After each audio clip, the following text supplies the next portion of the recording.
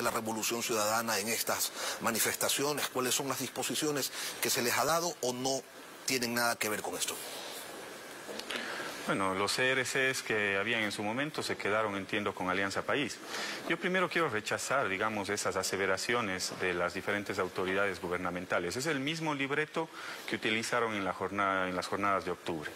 Me parece que detrás de todo esto parece que están los mismos actores, empezando desde el comandante de la policía de aquel momento de octubre del 2019, hoy es nada más y nada menos que el ministro del Interior. Es el mismo libreto y yo siento, digamos, que el gobierno está equivocado en su estrategia.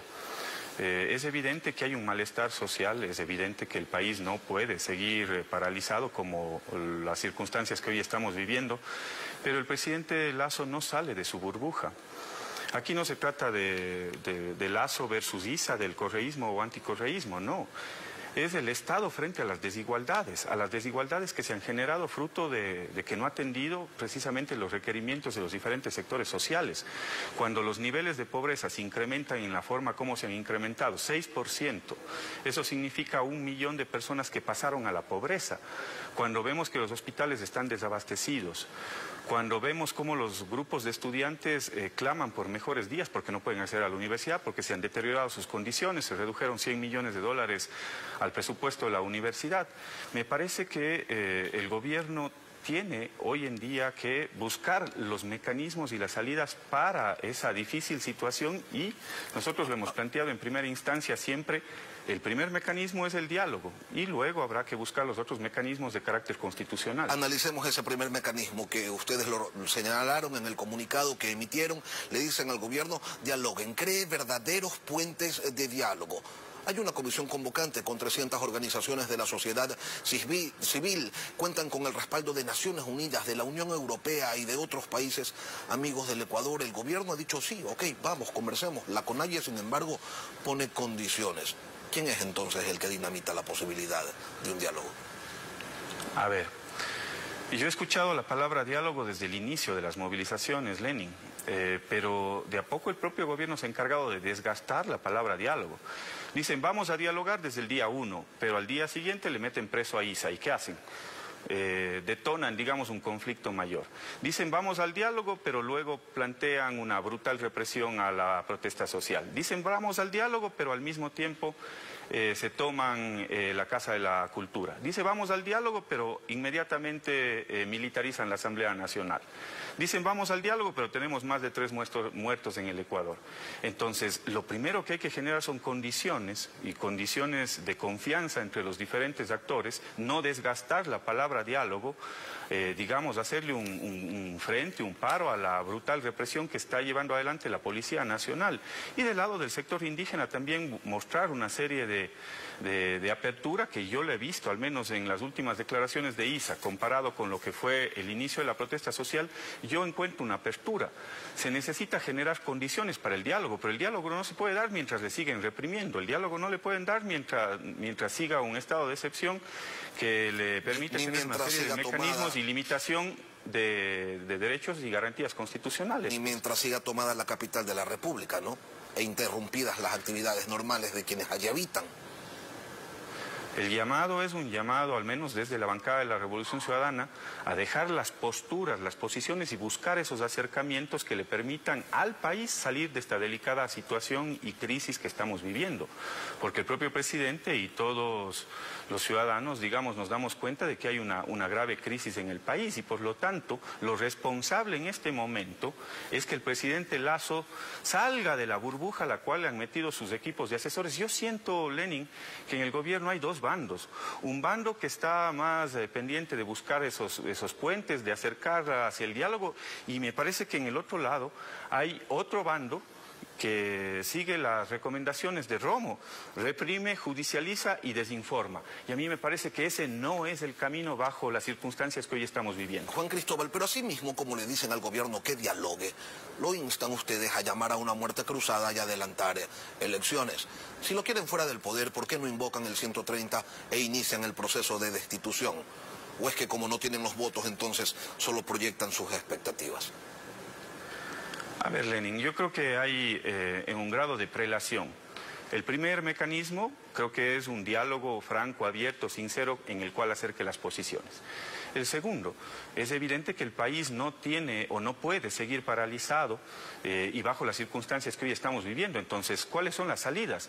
Las salidas, al menos desde la bancada de la Revolución Ciudadana, siempre serán salidas constitucionales. Yo no veo otro camino.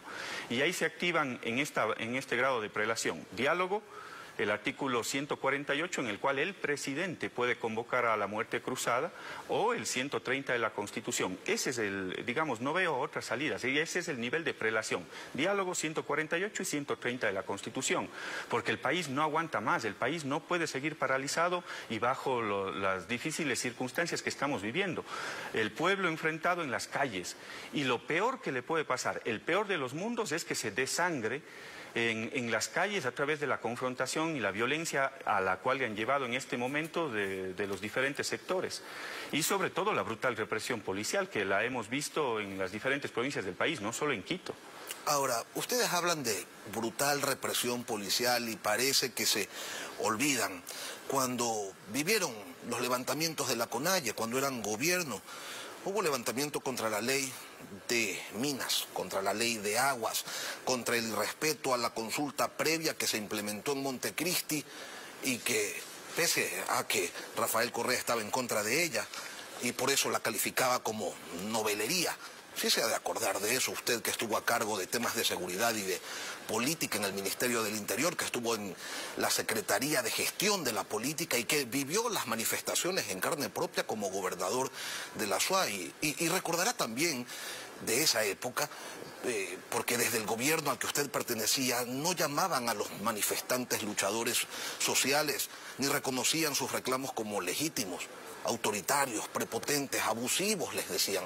Apéndice con poncho del MPD, les dijeron. Politiqueros, ponchos dorados, argolla, que eran una absoluta minoría que se creía con derecho de cerrar carreteras.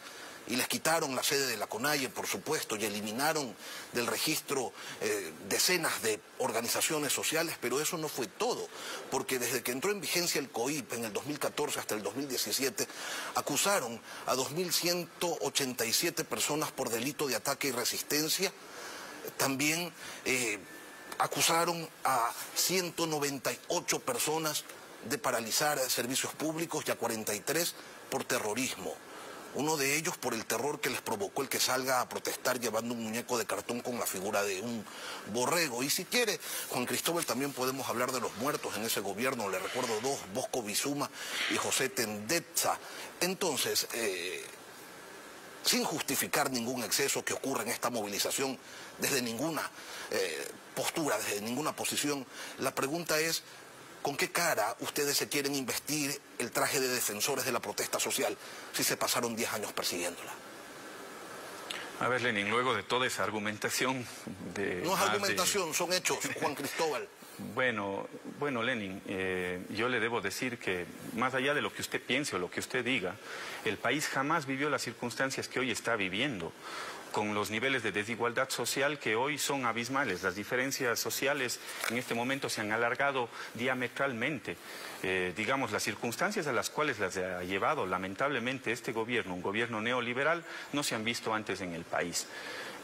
Más allá de las circunstancias que tuvimos que afrontar en la Revolución Ciudadana, siempre se tendieron puentes de diálogo, siempre teníamos medicinas en los hospitales, teníamos carreteras, teníamos unidades educativas del milenio que se construían y se inauguraban a diario, es decir, una serie de condiciones que hoy no las tenemos. Por eso el pueblo ecuatoriano está planteando y reflexiona, dice, no, con Correa estábamos mejor. Esa es la reflexión del común de los ciudadanos que hoy está en las calles, Lenin, le guste o no le guste a usted, pero eso es lo que piensa el pueblo ecuatoriano en este momento. Bueno, prohibido olvidar también, Juan Cristóbal, no se olvide, criminalizaron la protesta social, y no lo digo yo, lo dijeron en su momento. Siempre buscamos puentes de diálogo, por eso nunca llegamos a un nivel de conflicto como el que estamos el día de hoy. La Comisión Internacional de Derechos Humanos, Juan Cristóbal, a quien ustedes también denostaron en su momento y a la que ahora acuden buscando acciones de protección, medidas cautelares. Jamás le llevamos al punto en el cual está el Ecuador en este momento. Siempre había puentes de diálogo, Lenin, siempre. Y sobre todo se garantizaban derechos en favor de los ciudadanos y de las grandes mayorías, no de pequeños grupos de poder o pequeños grupos grupos económicos. Esa es la diferencia fundamental. Juan Cristóbal Lloret, asambleísta de UNES. Gracias, Juan Cristóbal, por acompañarnos este día aquí en Contacto. Gracias, Lenin, a usted. Gracias, Lenin.